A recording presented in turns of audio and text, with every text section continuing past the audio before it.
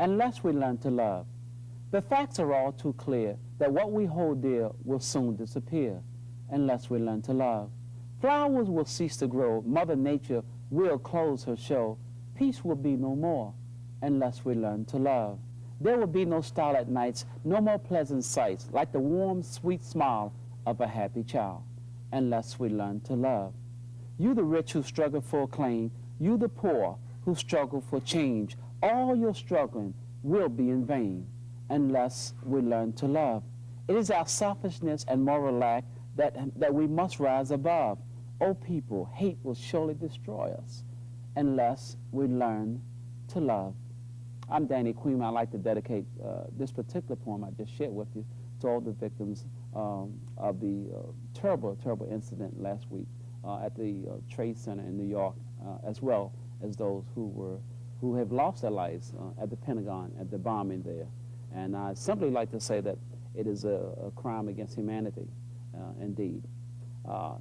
Welcome to Color Me Poetry, another edition of Color Me Poetry. And I'd like to take this time to welcome my guest, a gentleman who's been with us before, an artist in the name of Mr. Freddie Larkin. Welcome, Freddie. Welcome to Color Me Poetry, brother.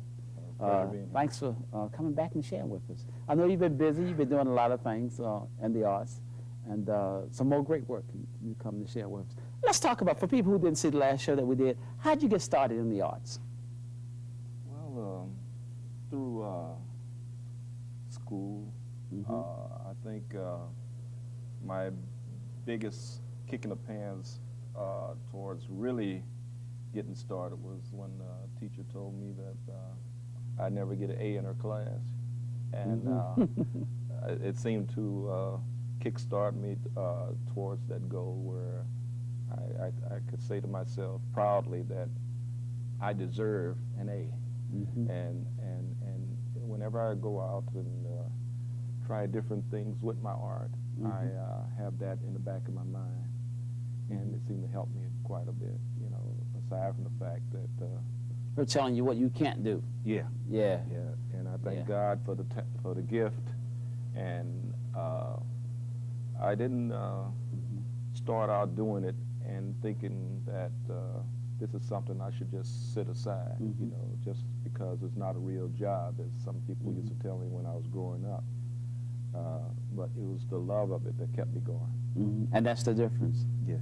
So what other people say, it doesn't mean anything, is what you think as a person within yourself, that you can do this. Regardless, she said, well, you'll never be an artist. You know, I've had teachers tell me, oh, you'll never be a poet. Well, you're entitled to their opinion. Yeah. You know, their word's not written in stone. That's true. And you have to know things about yourself that give you the drive and inspiration to go forward with your life on the things that you love doing. Because you know you better than she did. That's true. Yeah, and here you are today, wonderful artist, and doing all kinds of work. Well, I try to put my talent in areas where it would do the most good. For example, I have done portraits of people without pay to more or less ease the pain of their loved one they may have lost or something like that. Like the situation going on now. Yes. With the attack on the World Trade Center. Yeah. I'm working on a painting at home now that involves firemen and policemen, the heroes that are out there now. Trying to recover the bodies of those who are missing. That's so very important, though. It is. And it's painful. It is. It's painful when I see the news accounts, when I hear the news accounts. It's very painful. It really is. And, you know, that's a whole other thing. You know, it really is. As far as your art is concerned, how have people responded to your art as a young person when you first started? How did people? Well, they kind of looked at me like, hey, you didn't really do this. Yeah, in amazement. Like, I know you all your life, and I ain't never seen you do nothing like this. Yeah. You got this out of a book, man, or something, you know? Yeah. People would say that to me as a writer coming up and writing stuff. People said, man, this is good. You didn't write this. What book you got? Show me the book, you know? That kind of thing, you know? Yeah, it's hard to believe sometimes that people that you live around and grew up Mm-hmm. with that are able to do things. And sometimes you kind of detect a little jealousy behind it sometimes, you know. And Yeah. But but when the encouraging words come about, Mm-hmm. then you take it and run with it. And a lot of times in working as an artist, I get praise as well as criticism. There's a certain peace that comes with what you do also, because as an artist, I feel this, speaking for myself, it doesn't matter how great people say your work is and they love your work, and you feel a certain high, a certain natural high, if you will. yes. But you can't stay up there, No. you know, because as an artist, I have to be myself and be comfortable with that, and just being who I am, and being in tune. Yes, and as a young person, you know, you feel heightened by it in all this. It's praise. food for the ego. Yeah, and Yeah. then after a while, as you get older, you begin to realize things, and then you feel just a bit humble about it. Yeah, because you begin to realize that, wait a minute, maybe I'm the vessel Yeah. that the Creator is speaking through, you know? Because, well, everybody has a purpose in life, Mm-hmm. and I believe this is my purpose in life, and I haven't quite realized what the real purpose is. How long you been doing this, Freddie? Oh, over 25 years. Yeah, that's your purpose. That's cool. That's a long time, bro. Yes, It's a long time, man. It's love. It's love Yeah. that kept me going this long. It's a labor of love, would you say? Yeah. Yeah. And like I said, I Speak right up. use these talents in the best way possible. I just recently did a portrait of the retired fire chief of Prince George's County. Oh, wow. He just recently retired, and I'm working on. Is that this piece here? No, That's this, a military. this is a piece I'm working on right now. This is Officer Morales, who died while performing his duty at one of the metro stations. Oh, okay. And they Yeah, let found. me just hold that in the camera so we can get a good shot of that. Okay, I'm not finished with it, but I'm just about halfway into it. Wow, that's amazing how you And- approach. How do you approach a piece like this? You do it from a photo, from a I- newspaper clipping? How do you do it?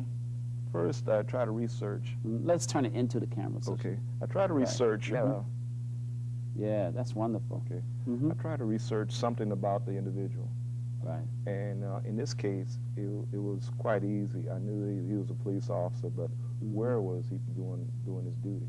And then you could see the silhouette of the overhang of the metro platform, Yes, I see in the background. and then the city he worked in, where you see the Jefferson Memorial and Monument, which Yeah. indicates DC. Washington, D.C. Right. So even in the darkness, you can tell right away Where it is. where it it's all happened. located. Mhm. And That's wonderful, brother. so I'm working on a few things now, and I hope to Now, would you present do this it- to his family. Would you do it from a photo? Yes. Okay. Photos, magazines, whatever I can get my hands on to incorporate the story of the person. But the artwork itself tells a story. Okay, we can put it. Oh, yes. I want it self-explanatory so the viewer can understand right away what it's all about, Yeah. you know. How do you choose your subjects? Do you choose them, or there's certain spiritual things that emanate from certain events and people that? Well, it's a little bit of both, because in this particular painting, as you can see, is a bird flying away. I use that as a symbol of man's spirit. In other words, his body may have been stopped here in our world, Right.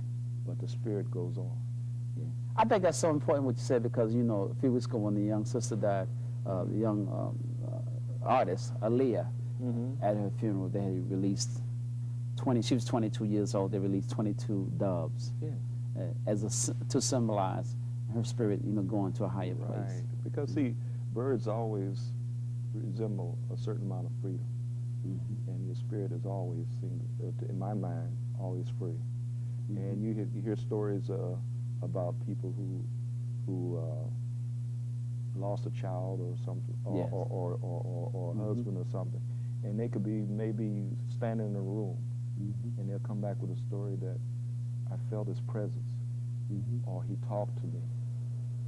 Something like that. Sometimes children will bring you stories like that, too. Yes. Children seem to be very susceptible. And who am I, who are anybody to say this doesn't happen?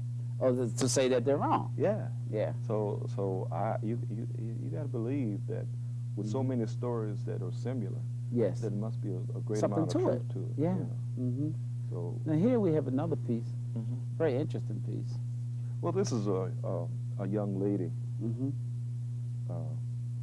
I got the Wonderful picture piece. from the father. Oh, wow. Okay, little girl. And he couldn't quite afford a painting of all three. Right. So I'm doing a painting of the girl who's in the middle and putting the image of the father and the mother Looks just in the like background.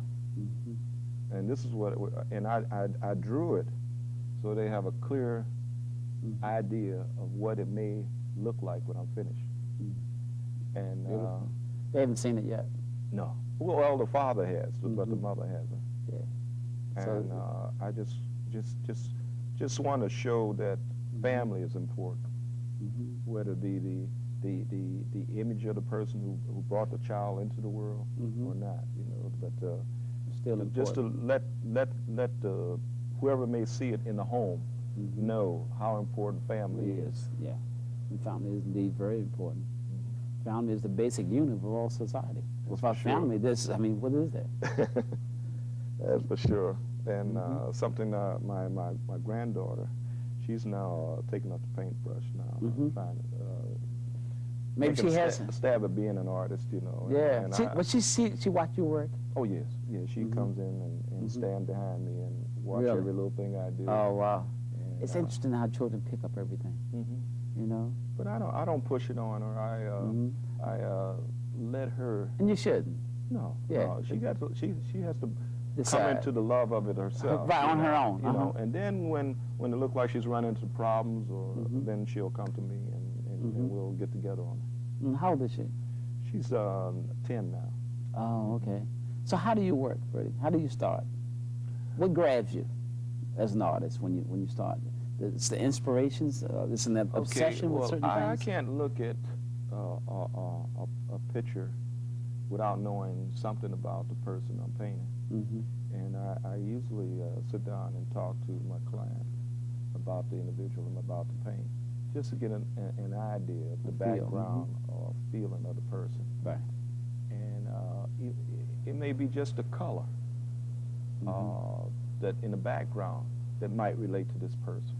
But I got to find out all these little things, and then I sit back and think about it, just like when you are about to write poetry, you think about all the things that go into this poetry. Well, yeah. Before you sit down and actually write. And things I can bring to bear that would be important to people who would hear it. And you might write a few lines and say, oh, that's not right. Let me try another few lines. Well, yeah, because writing is rewriting. Yeah. Write and rewrite until it's a feeling. Yeah, and that's the way it is about art. I might sketch out maybe a half a dozen different ways I want to portray this individual, but in the final analysis, I come at about maybe a dozen. I come down to the one that really suits, that I feel really suits this person. So it's about feeling, basically. And then I go another step further. I take that sketch, or the drawing in this case, I took it to the individual that commissioned me to get their opinion of it. And what did he say? He loved it. Wow. But if it was anything he didn't like, it was easy for me to erase it and start it all over again and then take it back to him. But he didn't, there was nothing he didn't like? No. Yeah. No. That's great. How'd you meet this gentleman? Well, he was doing work for the WSSC in front of my house. Oh, okay. And he saw me carrying some paintings out to my van. That's the water people, y'all. That caught his eye, you know. So we stopped and talked, and he asked, do you do it for other people? And I said, yeah. And gave him a card, and that started the whole thing. Oh, wow. That's great. Came back later with a wallet-sized photograph. And now you do celebrities, you do all types. What kind of people do you do? Anybody. Sports figures? Sports figures. I've done Sugar Ray, Riddick Bowe, running back, Stephen Davis. I'm still waiting for him to call me to see if we're going to continue with the painting I started with him. And Doug Williams. I have a personal letter from Arthur Ashe where I did portraits of him. Now, do you actually sell these portraits to these people? Some celebrities offer to buy, and I accept payment on some, and some I don't. And then you commission to do some something? mood. Okay. And you commission to do some things? Yeah, I'm commissioned to do a lot of work around Prince George's County. Usually my work comes from people who may have said or seen my work. A recommendation? Yeah, it's a word of mouth type of thing. And word of mouth is important too. Yeah, because I thought of advertising, but everybody wants things in a hurry. And I thought maybe that might not be a good idea to advertise because people want things too soon, you know. And I like to take my time doing it because that way I feel the love of doing it, you know. But if I'm rushing, I feel like I'm doing it just for the buck. Yeah, and you don't, no artist wants to feel like that. Well, at least I don't. I want to feel like I'm just doing it for the money. No artist like to feel like he's on the street corner doing it. Well, yeah, because if what you do is good, all that other stuff will come. Yeah. But you have to have a certain feel and a certain sense about it. Yes, because I like to put good quality into my work. And it takes quality time. Yes. To be able to get into the art. Because many times I have to look at a subject for maybe a week or two before I even pick up the pencil and start sketching. Yeah. So you're actually painting this individual or doing the artwork before you actually start? Yeah. I'm forming things in my mind about how I want this to be done. And then if I come up with something I think is a really great idea that's maybe just a little bit different than what my client had put forward to me, I would bring it to his attention. And we would discuss it and decide whether my idea or his idea would be the best. Yeah, you don't just do it. No. You consult. I keep them involved because this is something that maybe they never thought of doing before. You know, this may be a first time situation. There's very few homes that you go into where you'll see an original piece of art on their wall. You know, you can probably count it on your hand. That's true. So I try to take care that whatever goes up on anybody's wall that is of my work, that they're going to look at it with a great deal of appreciation. But I think all artists have their own signature, like all writers have their own signature. Like you were just saying, the process for you of thinking about and going over and over in your head. Well, I do that as a writer. Because sometimes I'm writing a piece before I ever get to the pen and paper. I'm writing in my head. In other words, I'm thinking about it, the ideas that are forming about what it is I want to say sometimes before I actually sit down and say it, you know, which is interesting. Because I often tell people, okay, well, I just wrote this one in my head. I'm just printing it out now. It's like on a computer, you know, you put in certain things, and then you get a printout. Right. Well, the human mind, the creative mind, sometimes work the same way. Yes, because, you know, it's like you're challenging yourself to be a perfectionist in what you're doing. And to go over it in your mind like I do with my art is sort of like making a preview of what's to come. Yes. You know, and sometimes you find yourself surprised at the ultimate end of it all and saying, well, gosh, this is even better than I thought. Yeah, yeah, so you don't underestimate yourself. But you don't always know how a piece is going to turn out, do you?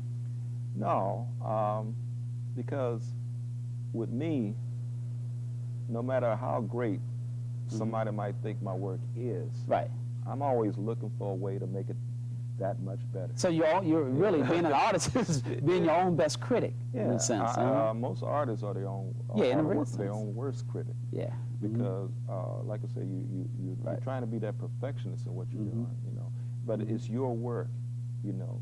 But you want to put your feelings into it, although it's duplicating somebody's features.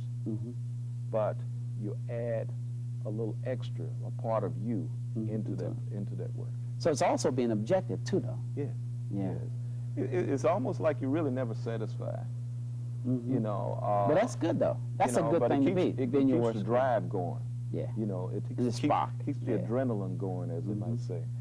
And always reaching for perfection, but never Yes. quite getting there. Yes. Yeah. You probably get to be, in my case, I probably get to be 80, 90 years old if I'm blessed to live that long, and still feel as though I haven't done my best work. But that's a good thing for an artist. Yeah, it is. Yeah. Do you think life imitates art or art imitates life for you? Or is it a combination of the two? I think life imitates art. Okay. Why? Because Speak right up. it's like you've seen it before. You ever stop and think sometime that I've seen this situation before. Yeah. I've seen this happen before. Deja vu, they call it. Yeah, deja vu, exactly. And that's the way I feel. But an artist has a chance to enhance it, to make it better. You know. To take it to another Yeah, level. take it to another level. Yeah, I sometimes I believe that your reach should exceed your grasp. This is my grasp, but my reach should go beyond that. Yes. Mhm. Like a blueprint in life. You see it laying before you, but you see improvement as well. You know, in some cases you don't know how you're going to improve it in a technical way, but you got that feeling that it's possible. That's beautiful that you would put it that way. That's I'm telling you, man, because it's really deep. You know, when you think about art, when you think about the arts in general, whether it's visual art, or whether it's poetry, whether it's dance, it's all in the form of art. Well, see, art was here before there was writing. You think back in the Neanderthals and the cavemen and all that. There was always art in the walls of the cave. Yeah, there was Before always there art. was writing. Yeah, it was art first. Egyptians, even though they might write hieroglyphics, but they also include the art. Yeah, it was Give you always a about the clearer arts. understanding of what's going So on. man, there's always been a marriage between man and the arts. Yes, yes, and you go as far as Africa and those places. Well, yeah, that's where it all started. It's the motherland. Yeah, you it's see always art. the headdresses, the sculpturing. I love African art. Oh man, It's amazing. It's amazing, man, to see brothers. I was at an event and I seen the African brothers sitting doing carvings, man. It's amazing what they did, man. and it's all coming from their own mind. Yeah, I mean, there's no Yeah. blueprint. You know, No, sit down and it's say, well, you no do it. blueprint. It's just coming from the mind. No. That's amazing, And man. there's nobody standing there telling them how to do it. No, they You know, just, it's a It's a natural gift Yeah. that God has bestowed on them, and give them that way of saying, well, look, show the masses what I'm all about through your art. Now, the next, that's true what you're saying, because, you know, it's a deep thing when you think about it, how art, you know, really this creativity kind of has a mind of its own, if you will. Now, the next piece here is a beautiful piece behind us here. This is the piece of the Queen. Yeah, Queen Latifah. Yes. We've always looked upon her as a lady who pulled herself up by her bootstraps. Style, poise, Yes, and charm. she's gone from one level to the other, and now people listen to her on her talk shows and seek her advice, and she gives help where there is needed. Help is needed, and when you talk about a queen, you go back as far as the Egyptian. To the pyramids in the background. Pyramids and that, Yeah. and all the way up to the present time where you got the Twin Towers. It's interesting that you have the pyramids on one side and the Twin Towers on the other. It's because, you know, we Transformation. not only look at the queens who are of royal birth, but we also look at women in general As queen. as queens. Yeah. So we got to uplift our women Yeah. as much as we uplift Right. queens. You know, Right. this is what keeps That's us my going. lady, that's my Yeah, queen. There you go. Yeah. Because the women, without them, Right. without their encouragement, without them supporting us in so many different ways, Without them being on the we'll planet. be lost. Wouldn't be no us, would it? Yeah, I mean, Yeah. And- we need them for rebirth. Yes. But you know, in a way, women are the stronger beings, in a lot of ways. They are, maybe not physically, but in a lot of ways. I know I can see myself carrying a baby around. With me and a baby, you know what I'm saying? Well, but it's interesting. They adapted. They can adapt to pain. Mm-hmm. In pain in ways that we would probably never understand. Yeah. And I think, and when I put this picture together, I put a lot of thought into it. People see she's named herself Queen Latifah She takes on that because quality. she thinks a great deal of herself as a woman. In other words, she like I said, she did pull herself up by her bootstraps. In other words, she challenged the things and the people around her. In other words, I'm going to be better than I was before. Yes. And this is the way I see her. And she's piece. become a role model. She's royal. Yeah. And I'm looking at the head, I mean the necklace and all. Yes, the symbols. and then she's a humble person in her own way. And the key that I put here was a representative of a brother that she had lost. Yeah, some time ago. I think it was a motorcycle crash. Yeah, she had his key. Yeah. Yes. And I think she had given it to him as a present. Yeah, she did. Yeah. And so, like I said, I put it all together to represent not only just Queen Latifah, but women as In being general. queen in general. That's beautiful, brother. We thank you for coming and sharing with us here today on Color Me Poetry. We've been talking with my good friend and artist, master artist, if you will, Freddie Larkin. Freddie, how can we get in touch with you, brother? Oh, you can call me at the local number 301-868-9467. Thank you for coming and sharing with us today on Color Me Poetry. I'm Danny Queen. Until next time, Color Me Poetry. Peace. Thank you, brother, for coming and sharing, man. Really, this is wonderful, man. All right. I am the language of love in the key of life. I am a way with words in times of sorrow and strife. For I am poetry. Color me the native sons that can't be set apart from the poetry of the soul that's straight from the heart. Color me poetry. I am fantasy, fiction, and fact. Color me the shadow and the act. For I am poetry.